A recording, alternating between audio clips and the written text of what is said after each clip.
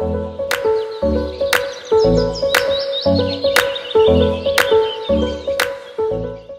cette série de vidéos, nous allons parler de l'anatomie topographique et clinique des gros vaisseaux de l'abdomen. Dans une première vidéo, nous poserons le cadre osseux et musculaire ainsi que les différents organes qui vont nous intéresser pour la suite de l'exposé. Dans une deuxième vidéo, nous parlerons de l'aorte abdominale. Dans une troisième vidéo, de la veine cave inférieure. Et enfin, dans une quatrième vidéo, nous parlerons de la veine porte et plus largement du système porte hépatique. Voilà. Mais commençons par le commencement en présentant le cadre osseux de l'abdomen.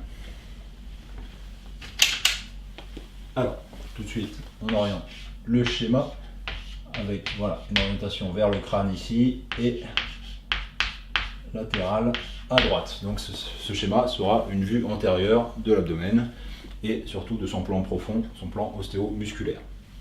Donc, pour nous aider, nous allons réaliser quelques traits de construction avec voilà, notamment ce cercle qui va représenter le détroit moyen du pelvis, au-dessus duquel on va retrouver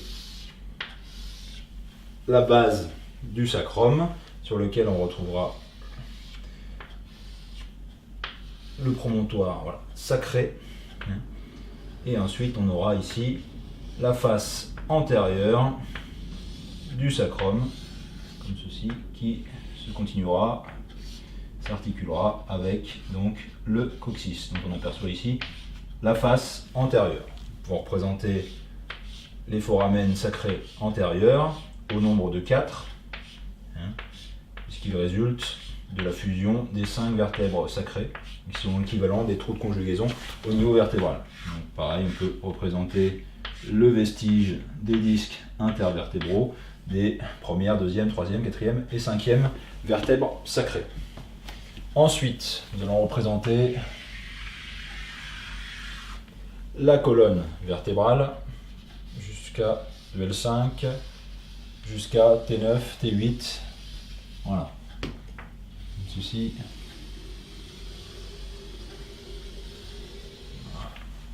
Voilà. Donc, cinquième vertèbre lombaire, on va faire apparaître les disques intervertébraux, c'est important notamment pour les insertions musculaires. Quatrième lombaire, troisième lombaire, L2, voilà, L1, T12, T11,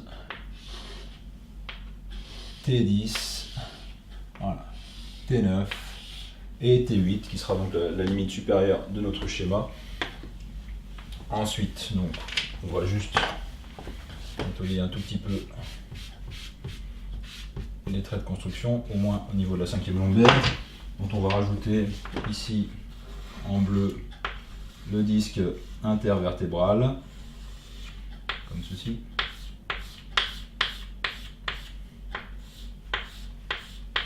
Voilà. Et ensuite, nous allons placer au niveau du bassin le l'ilium. Voilà, donc l'ilium gauche ici, dont le sommet de la crête iliaque ne dépasse pas la quatrième lombaire, est bien souvent situé entre L4 et L5, voilà, comme ceci. Voilà. Et ensuite, cette crête iliaque qui se termine par l'épine iliaque antéro-supérieure, l'échancrure interépineuse, puis l'épine iliaque antéro-inférieure, en dessous duquel on va retrouver le sourcil et le bourrelet cotyloïdien, comme ceci. Voilà. Et donc ici on aura l'articulation coxofémorale. Voilà. On va représenter la tête du fémur et le col. Voilà. Mais avant ça, on va représenter le pubis, sa partie antérieure ici, et le foramen obturé ici. Donc je représente du côté gauche le col, la tête et le grand trochanter du fémur, ici, voilà, avec le peu de place qui me reste, voilà, avec une face antérieure, une face supérieure, une face interne, voilà. Et ensuite ici, on peut apercevoir le petit trochanter,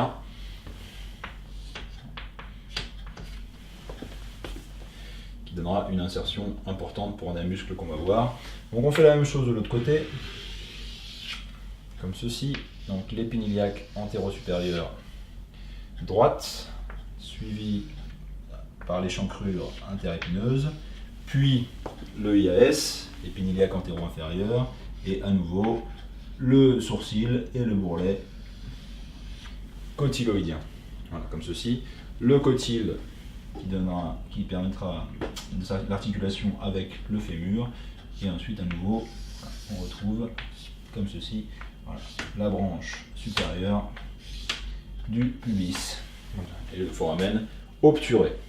Donc ce n'est pas fini pour le cadre osseux, il nous reste à placer les transverses, les apophyses transverses des vertèbres lombaires, ainsi que les côtes, et notamment la 12e et la 11e côte. Donc L3, T12 ici, voilà, L1, L3, L5, voilà. Donc la 12e côte s'insère sur le corps, entièrement sur le corps de la 12e dorsale, de chaque côté. Voilà. Et elle se dirige obliquement en bas et en dehors de chaque côté. Voilà, on retrouve un petit cartilage au sommet de cette côte qui est libre, donc ça fait partie des fausses côtes flottantes, voilà, comme ceci. Et pareil, 11e côte, voilà, comme ceci, de chaque côté. Articule donc avec la 11e dorsale, et pareil, on retrouve un petit chondrocartilage ici, voilà. Cartilage chondrocostal. Voilà. Donc on peut faire figurer également à ce niveau-là la 10e côte, qui va être notre dernière pièce osseuse, comme ceci, qu'on va couper ici, hein.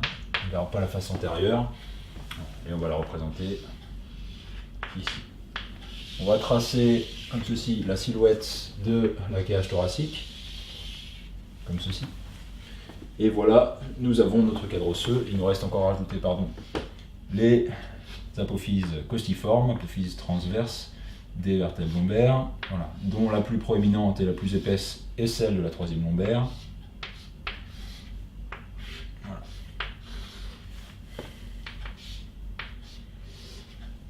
Cela est dû aux nombreuses insertions musculaires qui se font au niveau justement de cette 3e lombaire.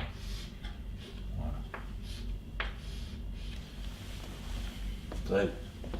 Maintenant, nous allons placer les éléments fibreux et tendineux qui vont nous intéresser pour délimiter un peu mieux notre schéma. Donc nous allons commencer de bas en haut en représentant l'arcade crurale qui s'insère sur l'épine iliaque antéro-supérieure ici et qui va venir se terminer donc sur le pubis ici, et qui va délimiter un espace ostéofibreux qui sera divisé en deux parties par une bandelette qu'on appelle la bandelette iliopectinée ici.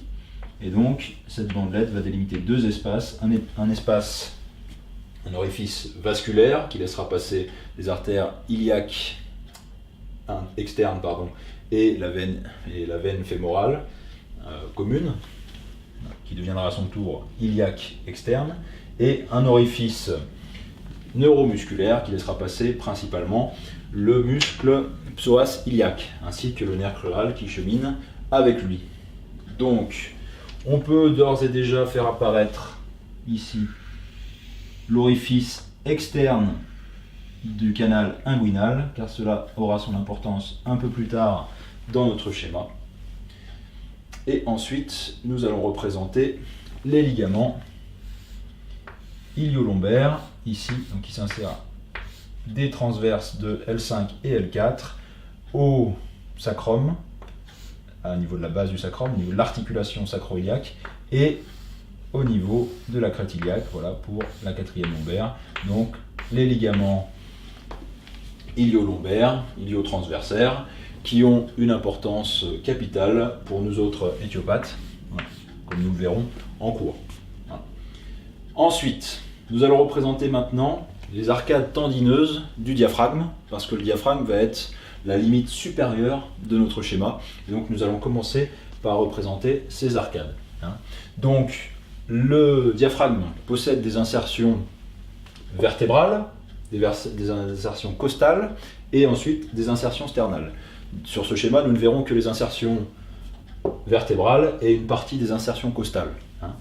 Donc au niveau des insertions vertébrales, le diaphragme naît de deux piliers principaux, comme ceci, qui vont à leur partie interne se réunir, comme ceci, et former voilà, une voûte qui va correspondre en fait à un orifice, donc ça sera le hiatus aortique. Donc le pilier droit se termine sur L3 et même sur le disque intervertébral L3, L4, alors que le pilier gauche se termine sur le disque intervertébral L2, L3. Voilà, comme ceci, je vais l'épaissir un petit peu. Donc ce sont vraiment des arcades tendineuses puissamment arrimées aux vertèbres lombaires et souvent les fibres de ces piliers se mélangent avec le ligament vertébral commun antérieur. Voilà, comme ceci. Ensuite, nous aurons la présence, depuis le corps de la vertèbre L2 face antérieure, une arcade tendineuse, une première arcade tendineuse, qui va se diriger en courbe comme ceci, en cloche, et va venir se terminer sur le sommet de l'apophyse transverse de L1. Ça sera l'arcade du psoas, à convexité supérieure. Voilà. Ensuite, nous aurons une seconde arcade qui, depuis l'apophyse transverse de L1, se jettera sur le sommet de la 12e côte. Cette arcade-là sera l'arcade du carré des lombes. Et ensuite, nous aurons toute une série d'arcades qui vont se projeter de côte en côte sur toute la circonférence de la partie interne du thorax pour se retrouver au niveau de la 6e côte et au niveau du sternum de chaque côté et fermer ainsi l'orifice du thorax, l'orifice inférieur du thorax par le diaphragme. Donc, nous allons faire la même chose de l'autre côté avec l'arcade tendineuse du muscle grand psoas, l'arcade tendineuse du muscle carré des lombes et les autres arcades qui donneront naissance aux autres digitations du diaphragme. Voilà, comme ceci. Donc nous verrons plus tard la partie charnue de ce muscle, mais pour l'instant nous allons parler justement du centre phrénique du muscle, parce que le muscle présente deux parties à décrire. Une partie centrale tendineuse qu'on appelle le centre phrénique, le centre tendineux du diaphragme, et une partie périphérique qui représente les corps charnus du muscle. Et c'est pour ça qu'on considère que le diaphragme est un muscle digastrique, parce qu'effectivement, il a en son centre un espace tendineux qui correspond en fait, d'un point de vue topographique, à l'empreinte du cœur et du péricarde à la partie supérieure. Donc on va le représenter, il présente à décrire 3 folioles, donc ici on est au niveau T9, et effectivement le sommet du diaphragme au niveau de ses coupoles se termine au niveau à peu près de T8, T9, donc c'est parfait pour notre schéma. On va représenter d'abord l'empreinte du muscle, comme ceci, afin de bien poser la limite supérieure de l'abdomen. Voilà, comme ceci. Quant à la limite inférieure, elle est constituée, on l'a déjà dit il me semble, par le détroit moyen du pelvis, et c'est donc une délimitation virtuelle, arbitraire, entre l'abdomen et le petit bassin. Donc, pour revenir sur le diaphragme, nous avons dit que le centre tendineux possédait 3 folioles. Une foliole antérieure, qu'on va avoir du mal à distinguer ici, puisque le diaphragme a été sectionné, c'est une coupe frontale du diaphragme, mais par contre on va pouvoir apercevoir les folioles droites et gauche du diaphragme. Et voilà le départ de la foliole antérieure. Et entre la foliole droite et la foliole antérieure, les fibres qui s'entrecroisent laissent passer ici un orifice qui est l'orifice quadrilatère de la veine cave inférieure. Donc c'est par là que passera la veine cave inférieure, que nous verrons tout à l'heure, ainsi que le nerf phrénique droit, entre autres. Voilà. Donc ici c'est le centre phrénique, un centre tendineux du diaphragme. Donc on va effacer ici pour plus de clarté. Voilà. Juste colorier un petit peu, voilà, bien représenter l'aspect tendineux de cette partie du muscle. Voilà.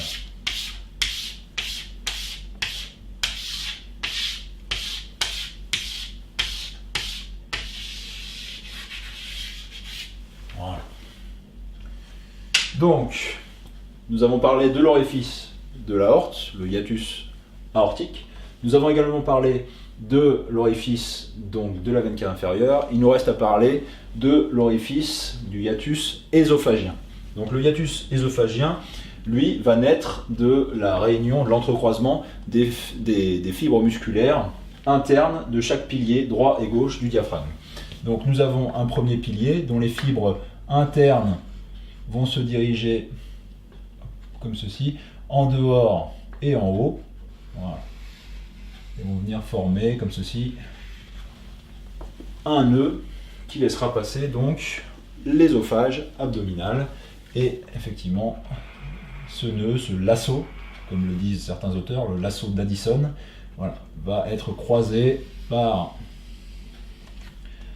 son homologue du côté gauche, voilà, portion interne du pilier gauche du diaphragme, qui vont former donc ce lasso. Il y aurait beaucoup de choses à dire sur cet orifice, comme les autres, mais c'est pas le lieu, donc nous ferons sans doute une vidéo sur le diaphragme pour en parler ultérieurement. Donc, on va laisser apparaître ici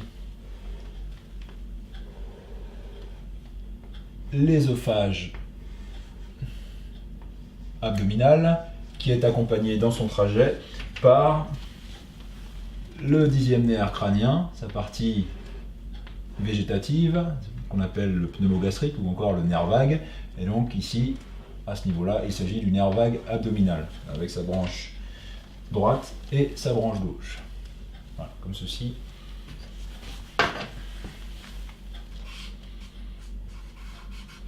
Pour le reste, hop, on va représenter maintenant les différentes digitations du diaphragme. Voilà, sa partie charnue, voilà, qui va venir, je vous le rappelle, fermer la partie supérieure de l'abdomen.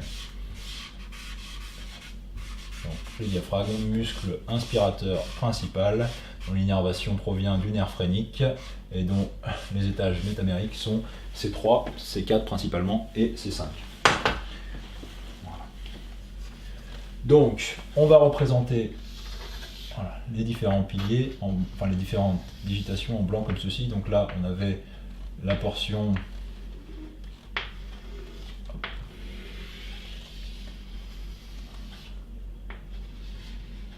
là, voilà, la portion interne du pilier gauche, la portion interne du pilier droit et la portion externe, voilà, comme ceci. Parfois, ce pilier est accompagné d'un pilier accessoire, hein, et du coup, entre ce pilier principal et ce pilier accessoire, nous allons voir le passage du grand nerf splanchnique et du petit nerf splanchnique, ainsi que des racines des veines azygos, donc hémiazygos, enfin grande veine azygos à droite, hémiazygos à gauche. Voilà. Nous avons ensuite, donc, naissant des différentes arcades tendineuses du diaphragme, les différentes digitations du muscle, comme ceci.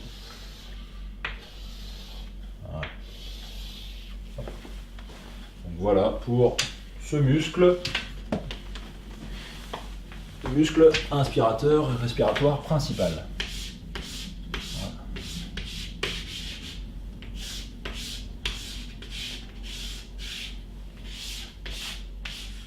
Voilà, on recouvre.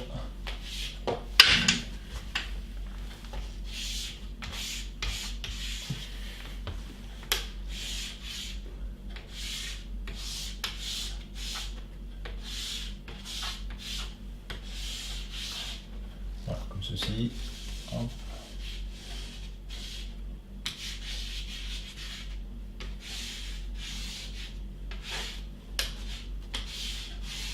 Voilà, bon, j'ai effacé mes traits blancs, on va juste les refaire pour bien les marquer, c'est pas très important pour la suite du schéma.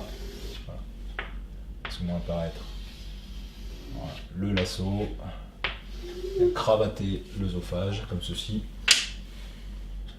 Donc, si je passer en marron, voilà, comme ceci. Voilà. Donc, passage, on l'a vu, du grand nerf splanchnique, petit nerf splanchnique et la veine azygos. Pareil de l'autre côté, on va pas le représenter, de toute façon ça va rapidement être recouvert par les structures suivantes. Donc, ensuite, nous allons parler des autres muscles de la région postérieure de l'abdomen. Donc nous allons avoir de la profondeur, enfin de la partie postérieure vers la partie antérieure, 3 muscles qu'on va décrire successivement. Donc tout d'abord, on va avoir le transverse de l'abdomen, qui sera lui-même recouvert par les muscles érecteurs du rachis, qu'on ne va pas représenter sur le schéma, c'est inutile. Et donc ce muscle transverse de l'abdomen, le muscle le plus profond des abdominaux, il va naître d'une aponévrose moyenne, qui s'insère sur les transverses des vertèbres lombaires, le ligament ilio-lombaire ici, la la moitié postérieure de la crête iliaque et la 12e côte, comme ceci. Et donc, on a ici une aponévrose moyenne qui va donner naissance à ce muscle transverse qu'on va représenter tout de suite après, ici. Voilà. Voilà, donc on va représenter le muscle transverse, comme ceci, qu'on va faire revenir à la face antérieure, comme ceci. Et ensuite, il ira se terminer sur la ligne blanche de l'abdomen. Voilà, donc il continue ici, on ne va pas représenter. Voilà, je vais représenter en coupe ici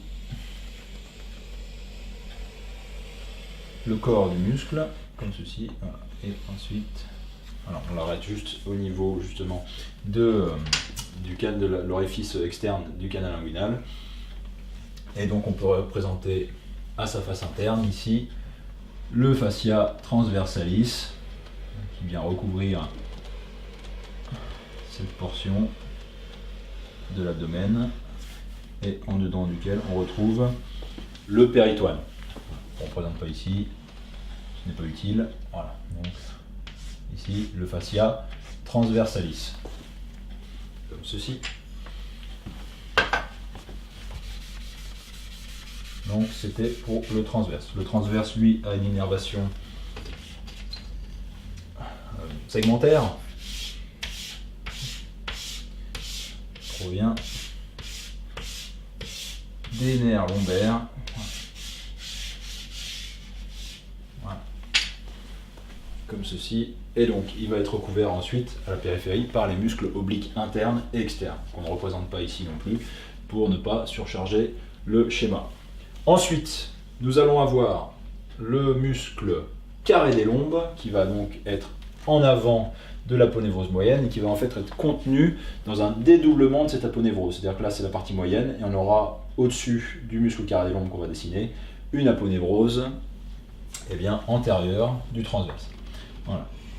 Donc on représente ce muscle transverse, ce muscle carré des lombes, pardon, qui va lui aussi s'insérer sur les apophyses transverses des vertèbres lombaires, les côtes et l'ilium, en 3 types de fibres qu'on va voir après avoir complété le corps charnu du muscle, comme ceci. Donc 3 types de fibres, des fibres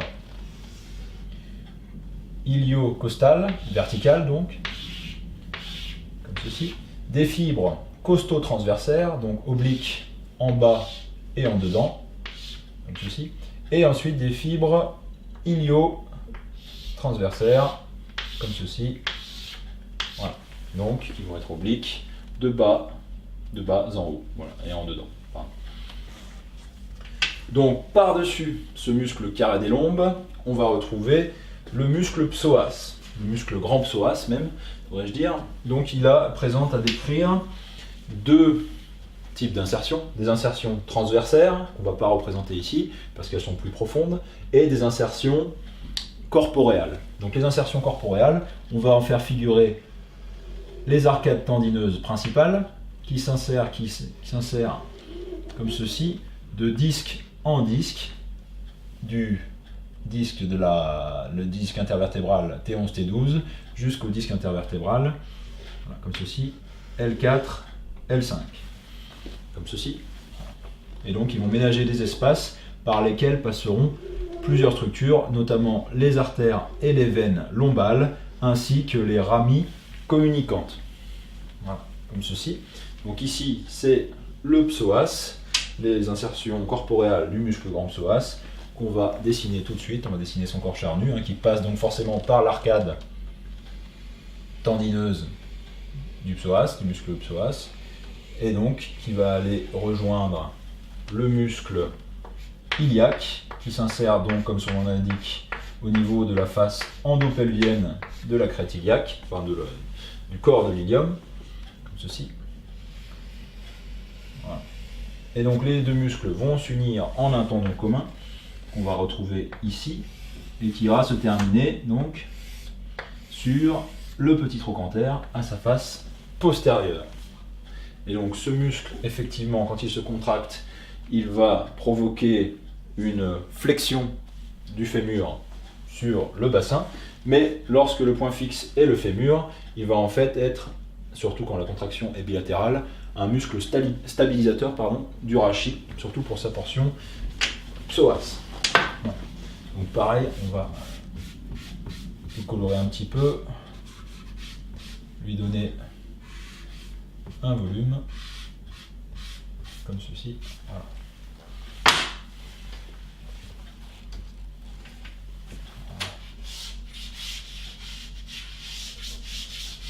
Voilà.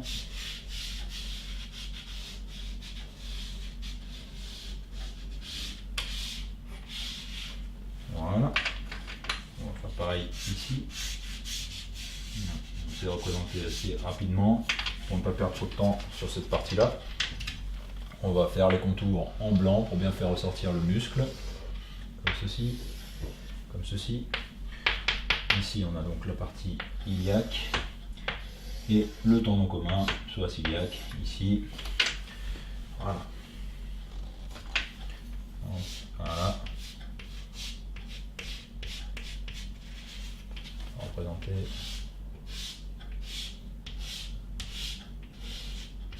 Voilà, comme ceci, les différentes fibres, l'orientation des fibres musculaires, comme ceci. Voilà.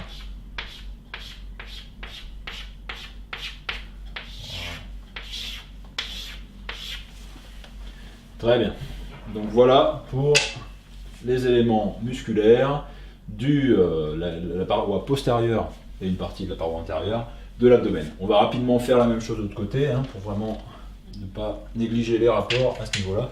Donc je le fais rapidement, voilà, dans le sens inverse, c'est-à-dire depuis la superficie jusqu'à la profondeur, comme ceci, voilà, avec le psoas qu'on va sectionner. Voilà. Ici, le psoas qu'on sectionne, voilà, et on aperçoit donc en le sectionnant le dédoublement de son corps charnu, avec la partie transversaire et la partie corporéale, comme ceci.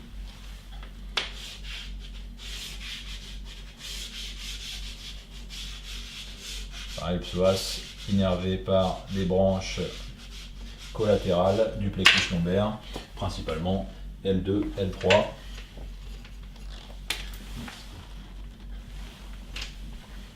Et pour le carré des lombes, ce sont des branches collatérales, principalement du plexus lombaire également, plutôt T12, L1, voilà, principalement.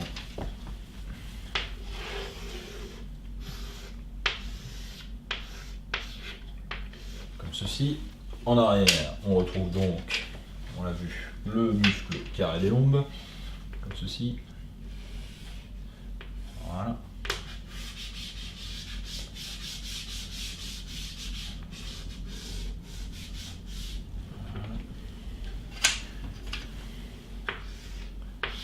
Avec ses fibres, comme ceci.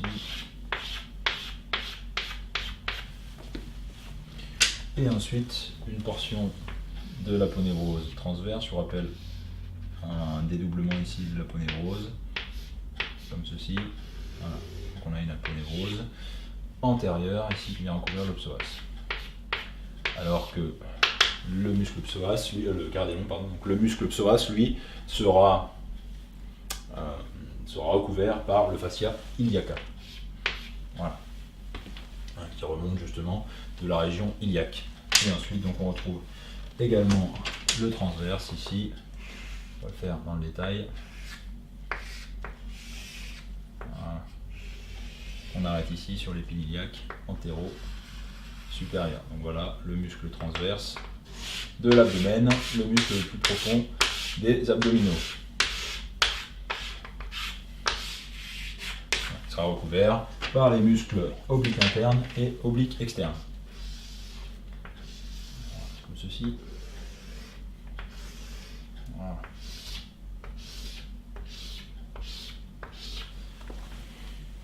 Voilà pour les principaux rapports musculaires qui vont nous intéresser dans cette vidéo.